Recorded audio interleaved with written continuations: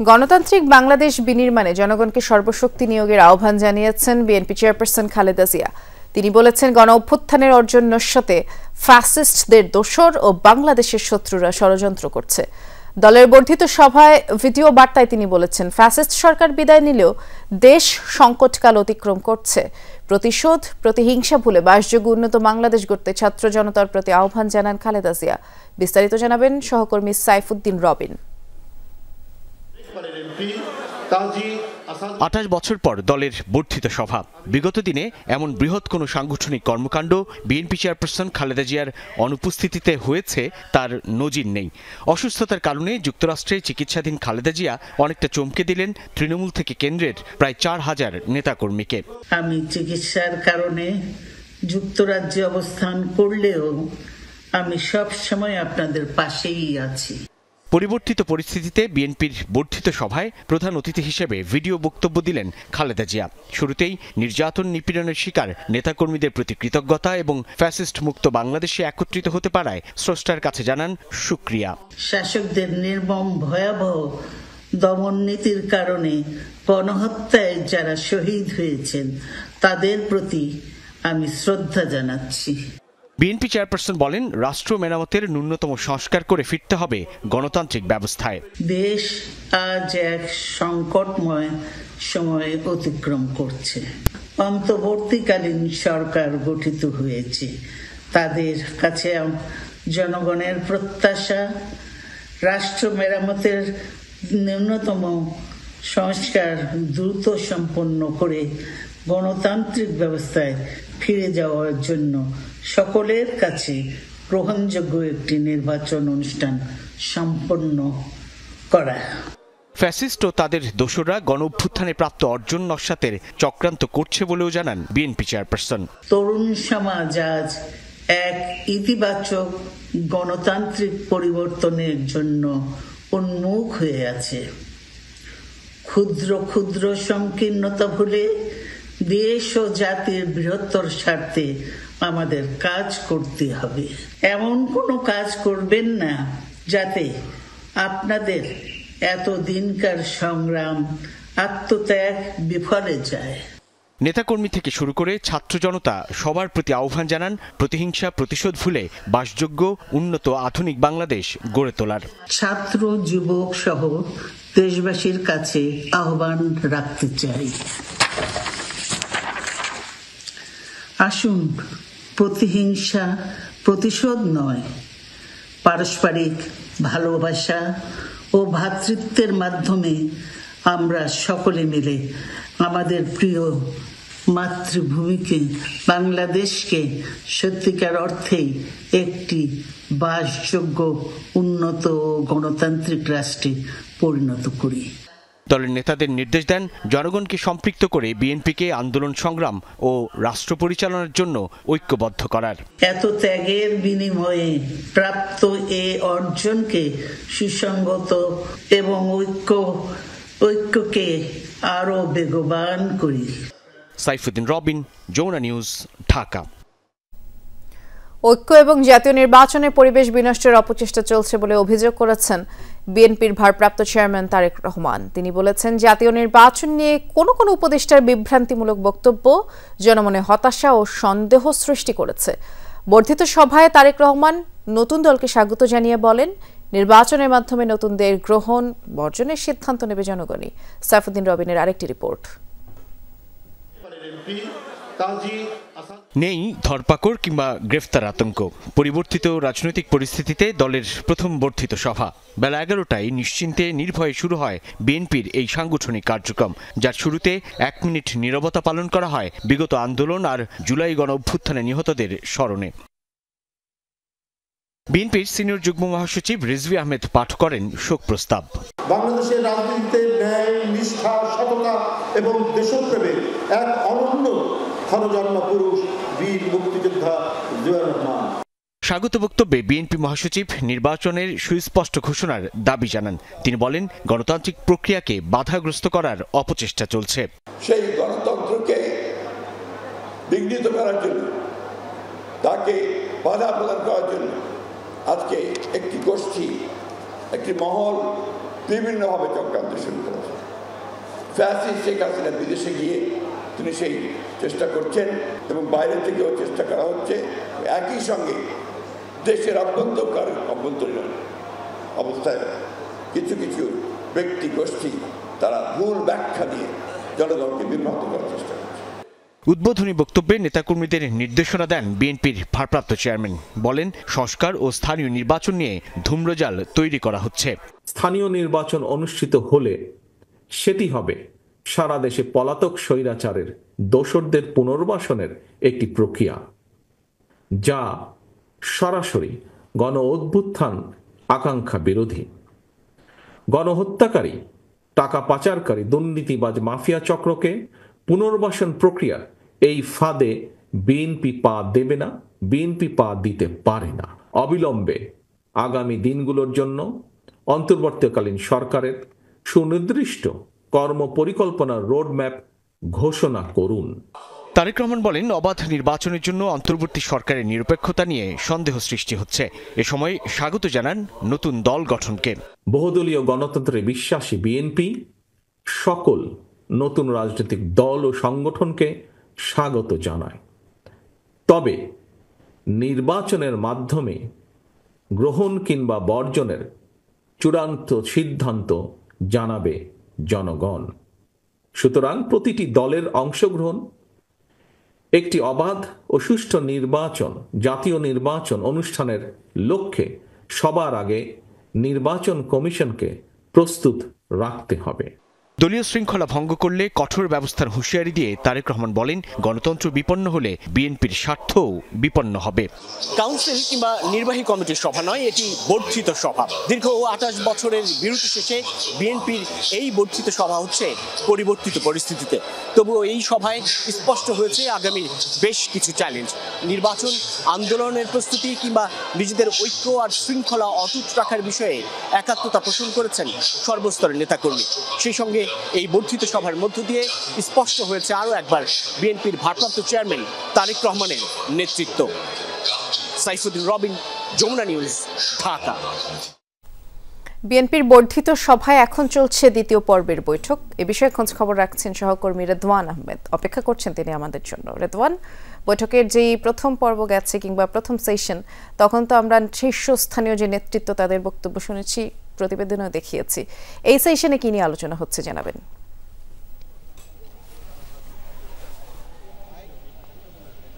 বৃষ্টি, মূলত বর্ধিত সভার এই দ্বিতীয় পর্বে কিন্তু যে রুদ্ধদ্বার বৈঠক সেটি কিন্তু এখনো চলমান আছে। এই বৈঠকে মূলত দেশব্যাপী যে তৃণমূলের নেতারা যারা এই বর্ধিত এই সভায় অংশগ্রহণ করতে যারা এসেছেন তাদের সাথে কিন্তু বৈঠক চলমান আছে। এবং যেটি আমরা জানতে পেরেছি যে বিএনপি মহাসচিব থেকে শুরু করে বিএনপির যে ভারপ্রাপ্ত চেয়ারম্যান তারেক রহমানও ভার্চুয়ালি এই সভায় যোগ দিয়েছেন এবং তিনি কিন্তু সমাপনী বক্তব্যও রাখবেন যে তৃণমূলের নেতাকর্মীরা আছে তাদের উদ্দেশ্যে। মূলত এই বর্ধিত সভার এই দ্বিতীয় পর্বের যে বৈঠক, সেই বৈঠকে মূলত তাদের যে অভিযোগ অনুযোগ, এই গত 15 বছরের যেই ফ্যাসিস্টের আমলে যেই নানান চড়াই উতরাই নানান অভিযোগ অনুযোগের কথাই কিন্তু এখন এই নেতাকর্মীরা শুনছেন এবং তারা যেটি বলছেন যে তাদের সেই প্রত্যাশা নিয়েই তারা বাড়ি ফিরে যাবেন, যেন আগামীর যে নির্বাচন সেই আসন্ন নির্বাচনে তারা যেন আসলে সঠিকভাবে সেই নির্বাচন কার্যক্রম পরিচালনা থেকে শুরু করে বিএনপির যে অবস্থান সেই অবস্থান কিন্তু তারা পরিষ্কার করার জন্যই মূলত এই বৈঠকে এখনও চলমান রয়েছে। মূলত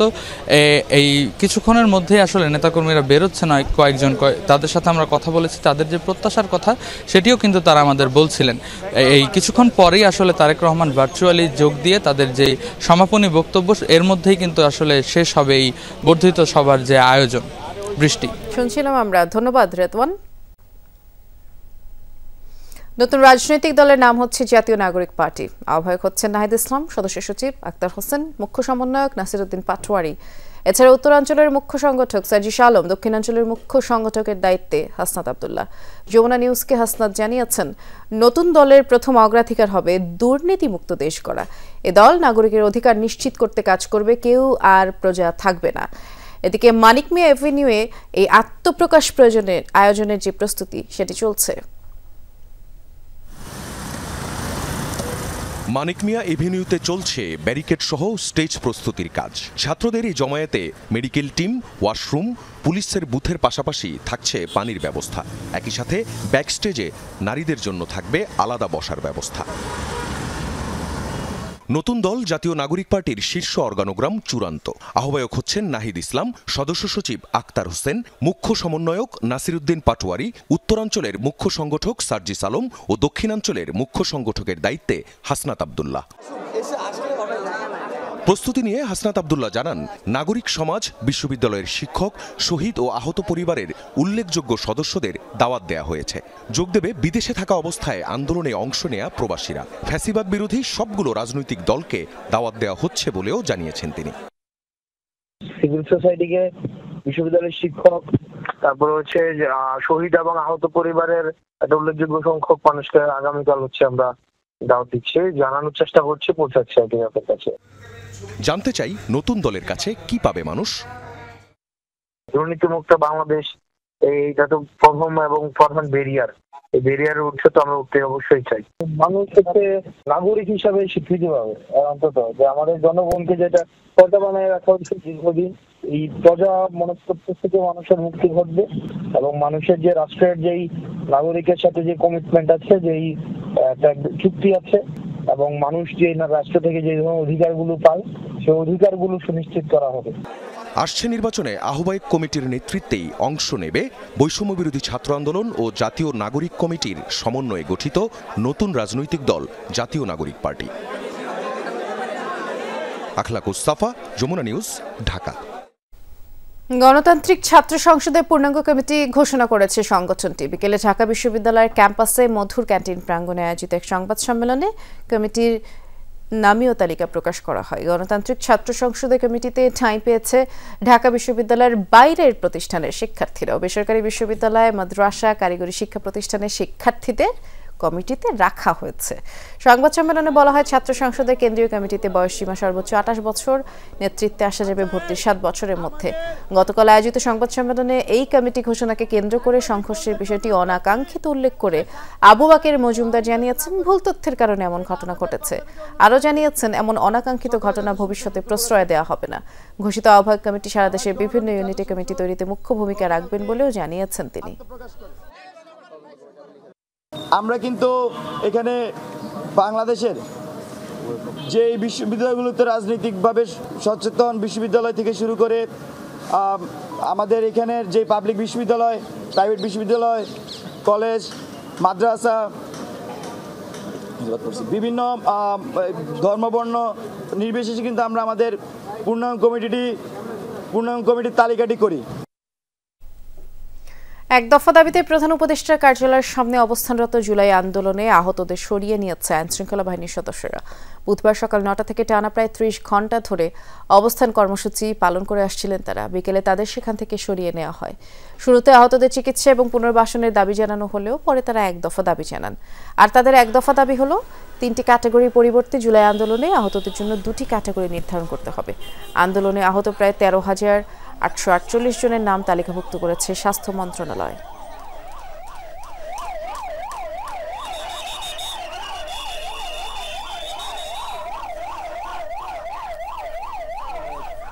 সামনে যে জুলাই অভ্যুত্থানে যে আহতদের স্বৈরাচারের দোসররা গুজব ছড়িয়ে বুদ্ধিবৃত্তিক কাজ দমিয়ে দেওয়ার চেষ্টা করছে বলে অভিযোগ করেছেন প্রধান উপদেষ্টা প্রেস সচিব শফিকুল আলম। বলেছেন, পরাজিত শক্তির অপচেষ্টাকে রুখে দিতে তরুণদের এগিয়ে আসতে হবে। দুপুরে ঢাকা কলেজ সাংবাদিক সমিতি আয়োজিত 2 দিনব্যাপী সাংবাদিকতা বিষয়ক প্রশিক্ষণ কর্মশালায় এসব কথা তিনি বলেছেন। নির্বাচনের মাধ্যমে নতুন সরকার দায়িত্ব না নেওয়া পর্যন্ত বিতর্ক, বিশ্লেষণ, আলোচনার মাধ্যমেই বর্তমান সরকারকে সহযোগিতার জন্য শিক্ষার্থীদের প্রতি আহ্বান জানান শফিকুল আলম। বাংলাদেশ এখন যুগ সন্ধিক্ষণে মন্তব্য করে তিনি বলেছেন যে এখন সময় এসেছে মানুষের প্রত্যাশাকে প্রাধান্য দিয়ে দেশ গড়ার। কেউ যেন নাগরিকের অধিকার কেড়ে না নেয় সে বিষয়ে সচেতন থাকতে হবে। আর জুলাই অভ্যুত্থানে নারীদের অগ্রণী ভূমিকার প্রশংসা করে প্রেস সচিব বলেছেন, আন্দোলনের সামনের সারিতে থেকে নারীরাই শেখ হাসিনার পতন ঘটিয়েছে। বাংলাদেশ কেমন বাংলাদেশ হবে এটা আমরা সবাই মিলে আমরা ডিসাইড করব এবং এই ডিসাইড করার পিছনে যাতে আমাদের প্রচুর শ্রম থাকে, প্রচুর মেধা থাকে, প্রচুর ডায়ালগ থাকে, ডিবেট থাকে। কারওয়ান বাজারে মাদক বিরোধী অভিযান করতে গিয়ে হামলার মুখে পড়ে পুলিশ। আসামি ধরতে পারলেও পুলিশকে কুপিয়ে ঘেরাও করে সে আসামিকে ছিনিয়ে নেয় মাদকাসক্তরা। পুলিশের উপর এমন ভয়াবহ হামলার ঘটনায় দুজনকে গ্রেফতার করেছে তেজগাঁ থানা পুলিশ। রাব্বি সিদ্দিকী বিস্তারিত জানাবেন। এই দৃশ্য মঙ্গলবার বিকেলে রাজধানীর কারওয়ান বাজার রেল লাইন এলাকার। মাদক বিরোধী অভিযানে গিয়ে হামলার শিকার হয়েছে খোদ পুলিশ। চাপাতি দিয়ে আঘাত করে আসামি ছিনিয়ে নেয় তারা। পুলিশ বাধ্য হয় ঘটনাস্থল ত্যাগ করতে। প্রত্যক্ষদর্শীরা দিলেন সেদিনকার বর্ণনা। যে পুলিশে মানে হিরুমসি টাইপের দু তিনটা রান্দা ছিল একটা রাতে, আরেকগুলো ইট মারতে আছে, পাথর মারতে আছে। দুজন পুলিশ আসছিল, একজন পালাই দৌড় মারছে, আরেকজনে মানে সাবাটি দিয়ে কোপ দিছিল। প্রথমে একজন দুইজন ছিল, আমরা দুইজনটা দেখছি, আরেকজনটা দেখি না, পরে শুনছি আর কি তিনজন ছিল। এই ঘটনায় আতঙ্কে আছেন সাধারণ মানুষ ও ব্যবসায়ীরা। দুজন পুলিশ অফিসার দৌড়াই ফলাইছে, আর পরে অফিসার হেরা বাদ দিয়ে ছেড়ে দিছে। যারা এগুলো করছে এগুলো তো এলাকায় থাকে না, এরা বাইরে, যারা এগুলো করে এগুলো এখানে থাকে না। পুলিশ জানিয়েছে হামলার ঘটনায় মামলা হয়েছে, দুজনকে গ্রেফতারও করা হয়েছে। গাঁজা ধরতে গেছিল তো তিনজনের মাদক ধরতে গেলে এই যেটা দেখতে অ্যাটাক করছে। পরে আমরা যারা এগুলি করছে তাদের বিরুদ্ধে একটা পুলিশ আদালতের মামলা নিয়ে নিচ্ছে। রাব্বি সিদ্দিকী, যমুনা নিউজ, ঢাকা। ঐক্যবদ্ধ থাকার প্রতিশ্রুতি দিয়ে বর্ধিত সভা শেষ করেছে বিএনপির কেন্দ্র থেকে তৃণমূলের নেতারা। দলীয় প্রধানের কাছে দাবি তুলেছেন ফ্যাসিবাদ বিরোধী আন্দোলনে সম্পৃক্তদের যথাযথ মূল্যায়নের। বলেছেন দল দুঃসময়ের কর্মীদের ভুলে গেলে পরের প্রজন্মকে খেসারত দিতে হবে। অনুপ্রবেশ ঠেকানোর অনুরোধ ছিল সবার কণ্ঠে। বিস্তারিত জানাবেন সহকর্মী আরেফিন শাকিল। আনন্দমুখর নির্ঝঞ্ঝাট পরিবেশ, উষ্ণ অভ্যর্থনায় সিক্ত বিএনপির প্রাণ তৃণমূলের নেতারা। লম্বা লাইনে বর্ণিল আয়োজনে অংশ নিতে কোনো পর্যায়ের নেতার মধ্যে নেই ন্যূনতম তারা, ভয় কিংবা নিজেকে জাহির করার চেষ্টা। বরং দীর্ঘদিনের পথ মতের সাথীদের কাছে পেয়ে আপ্লুত কেউ কেউ। আড্ডার ঢঙ্গে গভীর মনোযোগে শুনেছেন প্রিয় নেত্রী খালেদা জিয়া আর ভারপ্রাপ্ত চেয়ারম্যান তারেক রহমানের কথা। আজকে অত্যন্ত ভালো লাগছে, এই মুক্ত আকাশের নিচে মুক্ত বাতাসে আজকে বর্ধিত সভা হচ্ছে। আমরা অত্যন্ত খুশি। এটাতে প্রমাণিত হয় বিএনপির মধ্যে গণতন্ত্র প্রতিষ্ঠা হয়েছে। ঐক্যবদ্ধভাবে একত্রিত হওয়ার জন্য আমাদের নেতা জননেতা তারেক রহমান নির্দেশ দিয়েছেন। আমরা ঐক্যবদ্ধ থেকে দেশকে এগিয়ে নিয়ে যাব।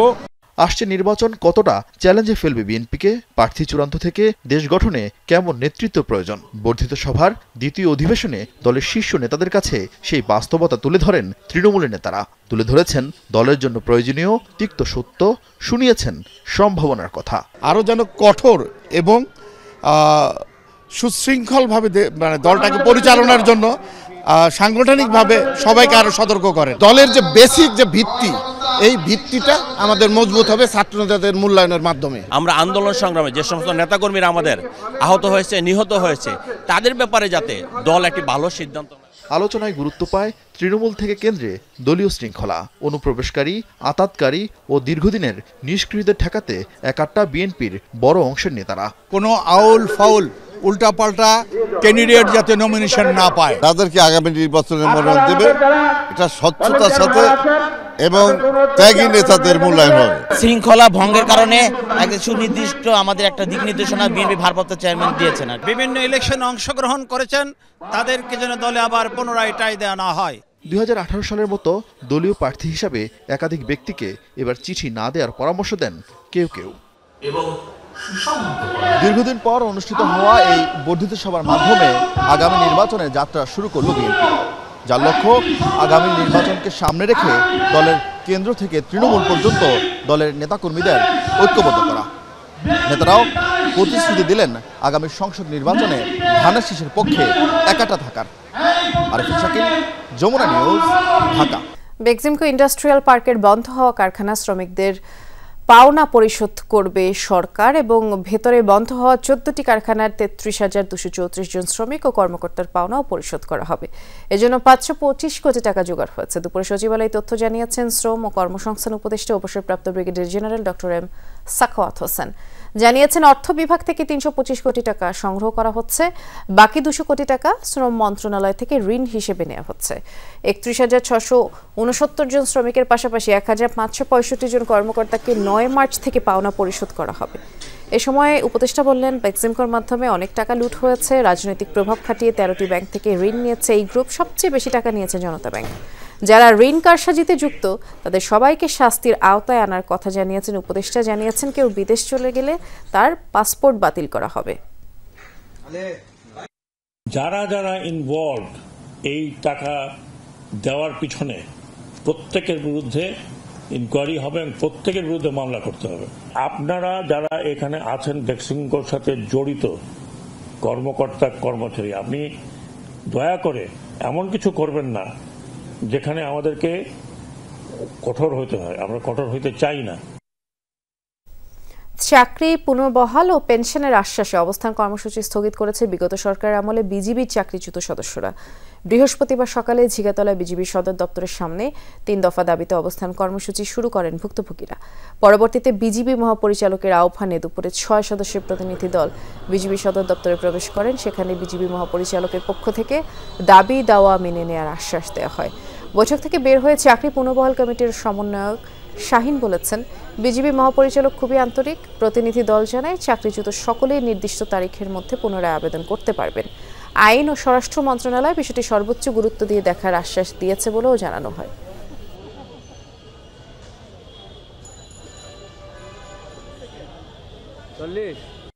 ডিজি মহোদয়ের প্রতিনিধি দল বলছে, তারা আমাদেরকে বলেছে যে আমাদেরকে চাকরিতে তারা পুনর্বহাল করবে।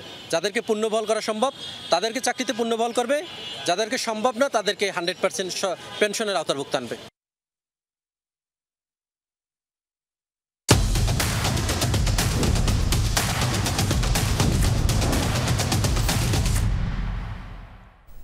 চ্যাম্পিয়ন্স ট্রফিতে বৃষ্টির কারণে ভেস্তে গেল পাকিস্তান বাংলাদেশের ম্যাচ। বৃষ্টির কারণে হয়নি টস। প্রায় 1.5 ঘন্টা পর দুই দলের শেষ ম্যাচ পরিত্যক্ত ঘোষণা করা হয়।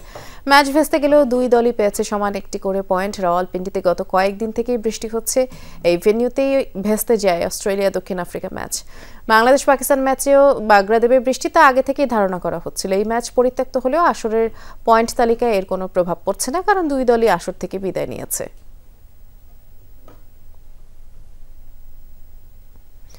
রাওয়ালপিন্ডিতে সহকর্মী আফনান পিয়াল অপেক্ষা করছেন। দেখে আসতে চাই পিয়ালের কাছে নতুন কোনো আপডেট আছে কিনা। হার দিয়েই তো শেষ হলো না, দুদলের জন্য এটা কি স্বস্তির কিনা জানাবেন। আর বাংলাদেশ দলের কোনো প্রতিক্রিয়া জানা গেল কিনা, যেহেতু আগের সংবাদে আপনি বলেছিলেন বাংলাদেশ পাকিস্তান না জিতলেও বৃষ্টি তো জিতে গেল। বৃষ্টির কারণে ম্যাচটা পরিত্যক্ত হয়েছে, কোনো বল মাঠে না গড়িয়ে। আইসিসির নিয়ম অনুযায়ী যদি কোনো বল মাঠে না গড়িয়েই বৃষ্টির কারণে খেলা পরিত্যক্ত হয়, তাহলে কোনো দলের ক্রিকেটারই প্রেস কনফারেন্স বা কোনো দলের অফিসিয়াল প্রেস কনফারেন্স করেন না। তাই এই ম্যাচে কোনো ধরনের প্রতিক্রিয়া আমরা জানতে পারিনি।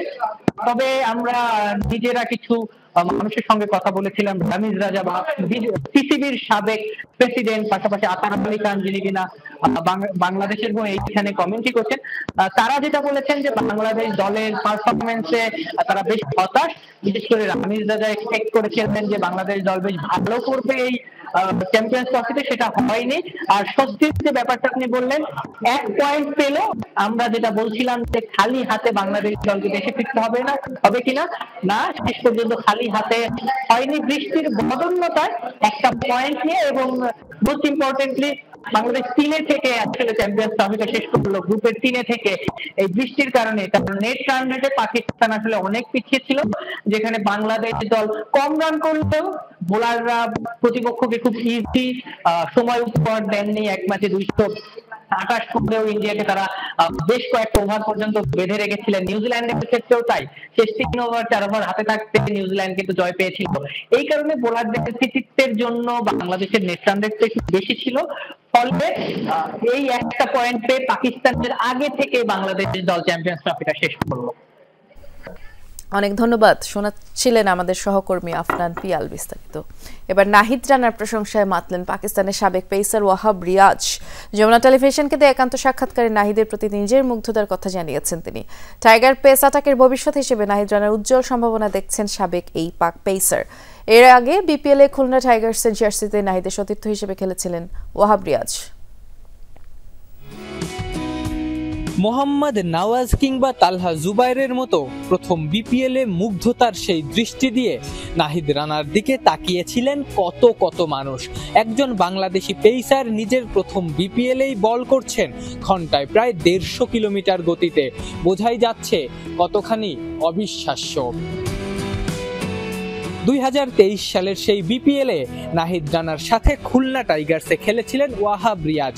প্রথম দেখাতেই রানার গতির প্রেমে পড়েছিলেন পাকিস্তানি সাবেক ফাস্ট বোলার।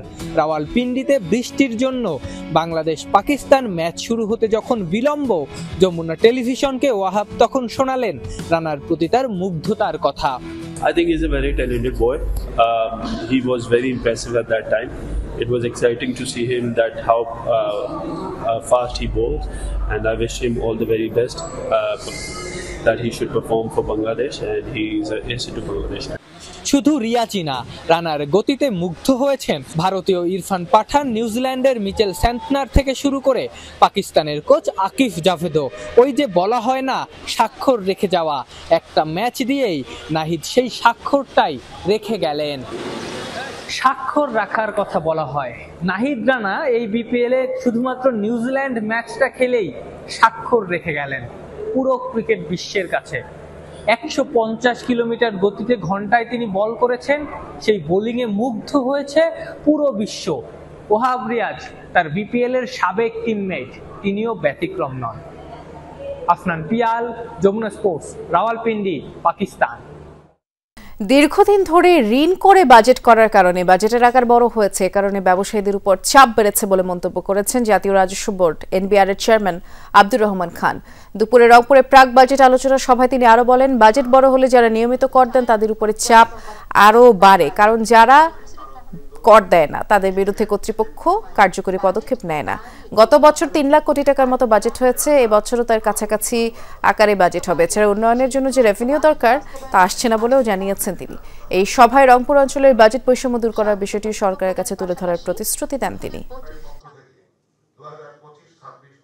উন্নয়নের জন্য যে ধরনের রেভিনিউ আর্ন করা প্রয়োজন, আমরা দীর্ঘদিন ধরে আসলে ঋণ করে বাজেট করেছি এবং বাজেটের সাইজটা অনেক বড় হয়েছে, এবং বাজেটের সাইজ যত বড় হয় ব্যবসায়ীদের উপর আসলে চাপটা তত বাড়ে, এবং এই চাপটা হচ্ছে যারা নিয়মিত কর দেন তাদের উপরে আরো বেশি বাড়ে। মেয়াদি আমানতের টাকা আত্মসাৎ করেছে ব্যাংক। এক গ্রাহকের এমন অভিযোগ ভিত্তিহীন, মিথ্যা বলে দাবি করেছে ইস্টার্ন ব্যাংক। দুপুরে রাজধানীর গুলশানে ব্যাংকের প্রধান কার্যালয়ে এক সংবাদ সম্মেলনে জানানো হয়, গ্রাহক মুর্তজা আলী ব্যাংকের সুনাম ক্ষুণ্ণ করতে মিথ্যা মামলা করেছেন। ব্যাংকের শীর্ষ নির্বাহী জানিয়েছেন, 2017 সালে ইবিএল এ রাখা নিজের 5 কোটি টাকা আমানতের বিপরীতে 4 কোটি 50 লাখ টাকা ঋণ আবেদন করেন মুর্তজা আলী।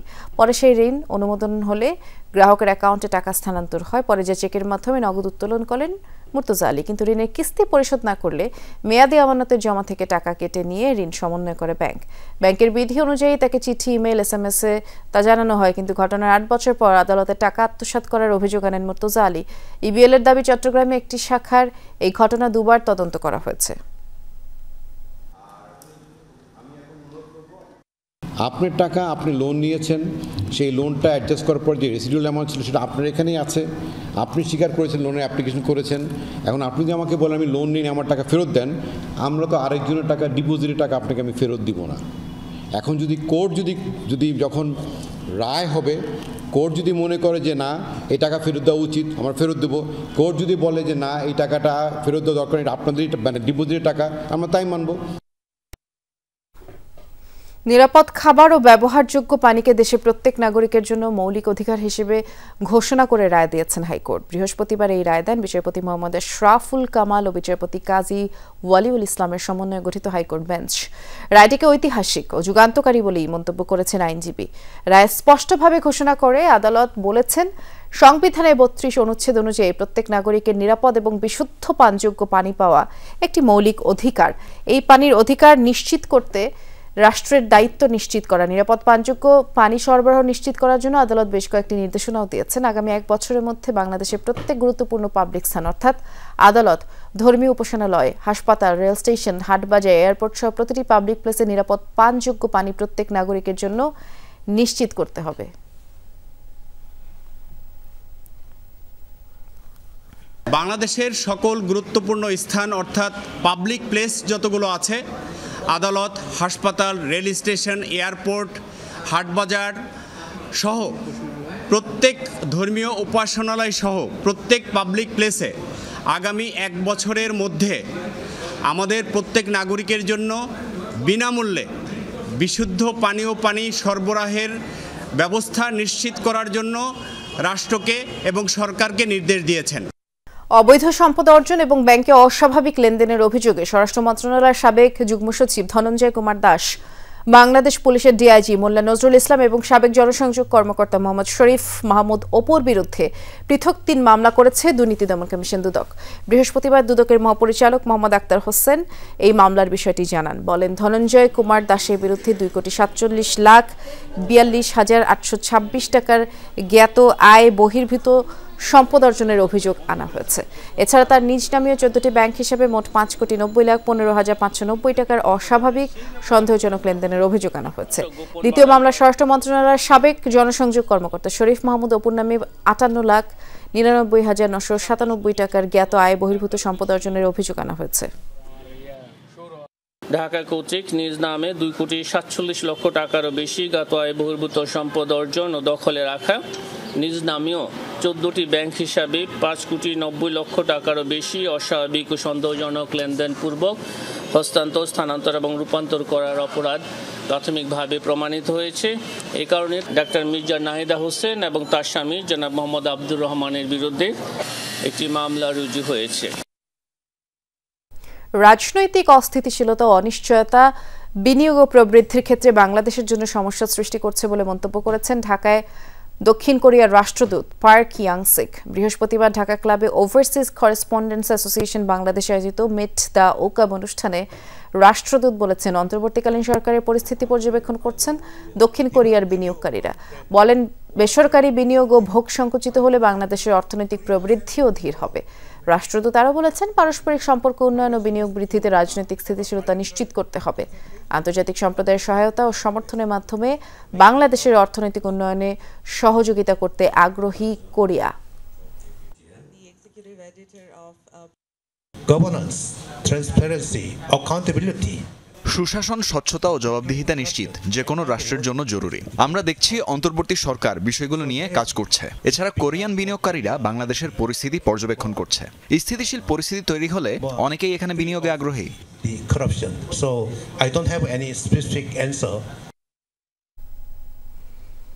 নিজ বাড়ি থেকে উদ্ধার করা হয়েছে অস্কারজয়ী অভিনেতা জিন হ্যাকম্যান ও তার স্ত্রীর মরদেহ, এমনকি তাদের পোষ্য কুকুরকেও মৃত অবস্থায় পাওয়া গেছে।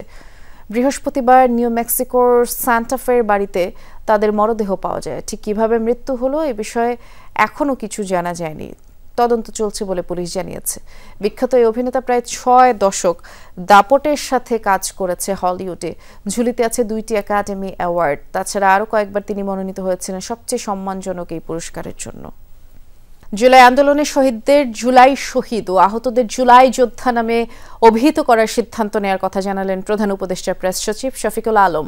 বিকেলে প্রধান উপদেষ্টার কার্যালয়ে অনুষ্ঠিত সভার পরে এক প্রেস ব্রিফিংয়ে এমন তথ্য তিনি জানিয়েছেন। আরও বলেছেন, জুলাই বিপ্লবে যারা শহীদ হয়েছেন তাদের পরিবার ও আহতদের সহযোগিতার জন্য অন্তর্বর্তী সরকার সচেষ্ট। এছাড়া শহীদ পরিবার ও আহতদের 3টি মেডিকেল ক্যাটাগরিতে সুবিধা পাওয়ার বিষয়েও জানিয়েছেন প্রেস সচিব। বলেছেন, গ্যাজেটে প্রকাশিত তালিকার 834 শহীদ পরিবারকে এককালীন 30 লাখ টাকা অনুদানের সিদ্ধান্ত নেওয়া হয়েছে। একই সাথে আহতরা 5 লাখ করে টাকা পাবেন। শহীদদের সংখ্যার বিষয়ে প্রেস সচিব জানিয়েছেন, শহীদের সংখ্যা 834 জন, এটা গ্যাজেটেড। কিন্তু যেহেতু জাতিসংঘের হিসাবে শহীদ 1400 জন, এ কারণে এখনো এ নিয়ে তদন্ত এবং অনুসন্ধান চলছে। শহীদ হয়েছিলেন বা যারা অনেক মানুষ, অনেক ইয়াং স্টুডেন্ট 2025-2026 অর্থ বছর, যেটা জুলাই শুরু হবে এবং শেষ হবে জুন 2026-এ, সেই সময় আরো 20 লক্ষ টাকার তারা সঞ্চয়পত্র পাবেন প্রত্যেকটা শহীদ পরিবার। এবং প্রতি শহীদ পরিবারকে প্রতি মাসে 20,000 টাকা করে ভাতা প্রদান করা হবে। শহীদ পরিবারে সক্ষম সদস্যগণ সরকারি ও আধা সরকারি চাকরিতে অগ্রাধিকার পাবেন। প্রতারণা ও জালিয়াতির শিকার হয়ে সাবেক স্ত্রীর বিরুদ্ধে সংবাদ সম্মেলন করেছেন বিশেষজ্ঞ চিকিৎসক ডাক্তার সালে উদ্দিন সাইদ।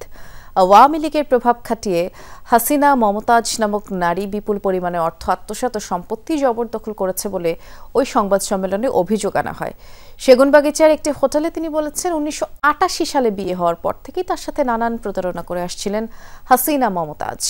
আওয়ামী লীগ আমলের প্রতারণার মাধ্যমে স্বামীর সম্পত্তিও তিনি জবরদখল করেন। 2011 সালে বিবাহ বিচ্ছেদ হলেও ডাক্তার সাইদের বিরুদ্ধে মিথ্যা মামলা দেন মমতাজ।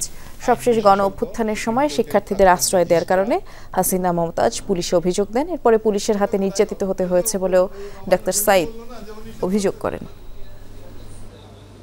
এমনকি গণপূর্ত বিভাগের কতিপয় অসাধু কর্মকর্তার যোগসাজশে ভবন এবং ভূমির ভুয়া নাম জারি করে খতিয়ানো তৈরি করে নিয়েছে। নতুন করে ভবনের নাম দিয়েছে ফাতেমা হাইটস, যেটা ফজলে আলাহি ভবন ছিল। সর্বশেষ জুলাই অভ্যুত্থানের সময় এই চক্র আমার বিরুদ্ধে বিএনপি নেতা আন্দোলনরত ছাত্রদের আশ্রয় দেওয়ার অপরাধে ডিবি কর্তৃক গ্রেফতার করে নির্যাতন চালায়। আমি হারুনের ভাতরে ছিলাম, কাগজ আপনাদেরকে দেখাইছি। কেরানীগঞ্জ জেলে এবং কাশিমপুর জেলে ছিলাম। গ্রাম আদালত তৃণমূল পর্যায়ে জনগণের ন্যায় বিচার নিশ্চিতে গুরুত্বপূর্ণ ভূমিকা পালন করছে। এই কার্যক্রমকে আরও জোরদার করলে তৃণমূল জনগোষ্ঠীর জীবনমান পরিবর্তনে সহায়ক হবে বলছেন স্থানীয় সরকার সংশ্লিষ্টরা। সকালে গ্রাম আদালত সক্রিয়করণে স্থানীয় প্রশাসনের ভূমিকা ও করণীয় শীর্ষক ঢাকা বিভাগীয় সম্মেলনে এসব কথা তারা বলেন। রাজধানীর বিআইসিসি সম্মেলন কেন্দ্র এই সম্মেলনের আয়োজন করে ঢাকা বিভাগীয় কমিশনার কার্যালয় এবং স্থানীয় সরকার মন্ত্রণালয়। অনুষ্ঠানে ঢাকা বিভাগের 13টি জেলার 886টি ইউনিয়ন পরিষদের চেয়ারম্যান এবং সুবিধাভোগীরা উপস্থিত ছিলেন। স্থানীয় বিচার ব্যবস্থাকে শক্তিশালী করতে ইউএনডিপি ও ইউরোপিয়ান ইউনিয়নের আর্থিক ও কারিগরি সহায়তায় 2009 সালে এই প্রকল্পটি চালু করে সরকার।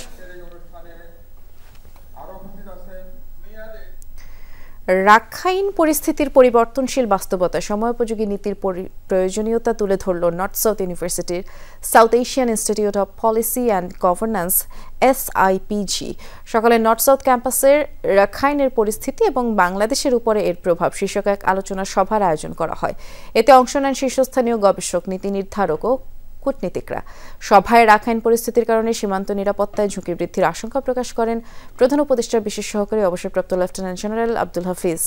আলোচনা শেষ পর্বে নীতি নির্ধারণে গবেষণার গুরুত্ব তুলে ধরেন নর্থ সাউথ ইউনিভার্সিটির উপাচার্য প্রফেসর আব্দুল হান্নান চৌধুরী।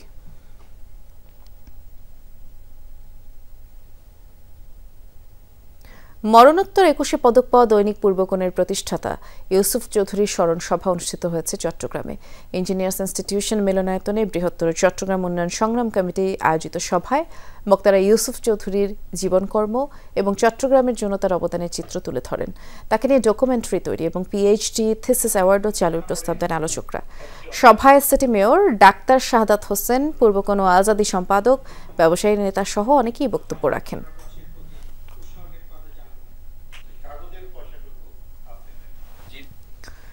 নানা আয়োজনে অনুষ্ঠিত হয়েছে এশিয়ান ইউনিভার্সিটি অব বাংলাদেশের 7ম সমাবর্তন। সকালে বিআইসিসি সম্মেলন কেন্দ্রে অনুষ্ঠিত 7ম সমাবর্তনে স্বর্ণপদক দেওয়া হয় 19 জন শিক্ষার্থীকে। এই সমাবর্তনে রাষ্ট্রপতির পক্ষে গ্র্যাজুয়েটদের ডিগ্রি প্রদান করেন শিক্ষা মন্ত্রণালয়ের বিশেষ উপদেষ্টা প্রফেসর ডক্টর আমিনুল ইসলাম। সমাবর্তন বক্তা হিসেবে বক্তব্য দেন ব্রিটিশ শিক্ষাবিদ অক্সফোর্ড বিশ্ববিদ্যালয়ের fellow doctor Francis T Davies.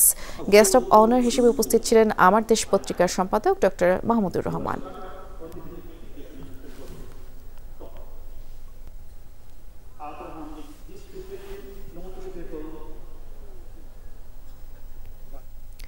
শক্তিশালী তামাক নিয়ন্ত্রণ আইনের দাবিতে রাজধানীতে অনুষ্ঠিত হলো মিনি ম্যারাথন। সকালে রাজধানীর জিয়া উদ্যানে এই মিনি ম্যারাথনের আয়োজন করে national heart foundation of Bangladesh.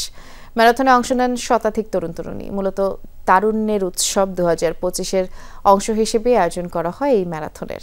উপস্থিত ছিলেন যুব ক্রীড়া মন্ত্রণালয়ের সচিব, বিভাগীয় কমিশনার, ঢাকা সহ ন্যাশনাল হার্ট ফাউন্ডেশন ঊর্ধ্বতন কর্মকর্তারা। যুব ও ক্রীড়া মন্ত্রণালয়ের সচিব বলেছেন, দেশে তরুণদের সংখ্যা 5 কোটিরও বেশি। তবে তাদের উন্নয়নের ধারায় যুক্ত করতে নানা উদ্যোগ নিয়েছে বর্তমান সরকার। তরুণদের উন্নয়নের ধারা অব্যাহত রাখতে সবার আগে প্রয়োজন তামাক নিয়ন্ত্রণ, যার মূল প্রতিবন্ধকতা তামাক নিয়ন্ত্রণ আইন। আইনটি শক্তিশালী করতে স্বাস্থ্য মন্ত্রণালয় কাজ করছে বলেও তিনি জানিয়েছেন। আমরা আশা করব যে আমরা যে আন্দোলনটা শুরু করেছি সারা দেশে তারুণ্যের উৎসবের মাধ্যমে সেই প্রতিবন্ধকতাগুলো দূর করার জন্য আমরা চেষ্টা করছি। ইতিমধ্যে আমরা প্রায় 1 কোটি তরুণকে বিভিন্ন অনুষ্ঠানের মাধ্যমে অ্যাক্টিভেট করেছি সারা দেশে। হার্ট ফাউন্ডেশনের স্যার আপনার অবগতির জন্য আমরা জানাচ্ছি স্যার, হার্ট ফাউন্ডেশনের সৌজন্যে আমরা আজকে এই মিনি ম্যারাথনের আয়োজন করেছি। আমাদের মূল উদ্দেশ্য হলো মানুষের মধ্যে সচেতনতা তৈরি করা এবং বাংলাদেশে যে বিদ্যমান তামাক নিয়ন্ত্রণ আইনটি আছে সেটিকে আরও যোগ্য করা। বৈশ্বিক পয়ঃনিষ্কাশনের প্রতিশ্রুতিশীল ফলাফল নিয়ে সাফল্যের সাথে শেষ হলো 2 দিনব্যাপী টয়লেট কনফারেন্স 2025। দুপুরে একটি হোটেলের সম্মেলনে পয়ঃনিষ্কাশন সংক্রান্ত চ্যালেঞ্জগুলো নিয়ে আলোচনা, সম্ভাব্য সমাধান খুঁজে বের করতে অংশ নেন বিশেষজ্ঞরা। মূল উদ্দেশ্য পয়ঃনিষ্কাশন সংক্রান্ত সমস্যাগুলো তুলে ধরা, সমাধানের পথ দেখানো, হাইজিন সহ আধুনিক পদ্ধতি প্রদর্শন করা। এছাড়া আজকে সব খবরের সব আপডেট সাথে থাকার জন্য ধন্যবাদ। নিরাপদে থাকবেন।